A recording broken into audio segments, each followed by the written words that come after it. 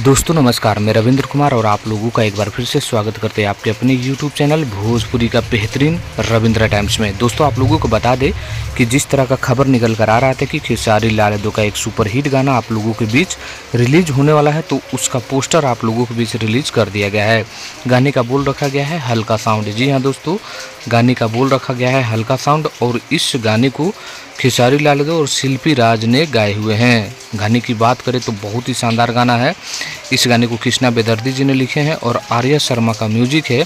Video में आप लोगों को खेसारी लाल यादव के साथ कोमल सिंह नजर आने वाले हैं और ये गाना ग्लोबल म्यूजिक जंक्शन के यूट्यूब चैनल के माध्यम से रिलीज होगा। हालांकि मैं आप लोगों को बता दूं कि इसका रिलीज डेट अभी तक अनाउंसमेंट नहीं किया गया है, लेकिन जहां तक मुझे पता चला है कि इस गाने को कल टीजर आएगा और परसों इस गाने को ग्लोबल म्यूजिक के जंक्शन यूट्यूब चैनल पर रिलीज कर दिया जाएगा। तो जो भी खेसारी लाल यादव के फैंस होंगे वो आप लोगों के लिए बड़ी खबर था कि हल्का साउंड आ रहा है धमाकेदार तरीके से। तो कैसा लगा कमेंट करिए, लाइक करिए, शेयर करिए। धन्यवाद।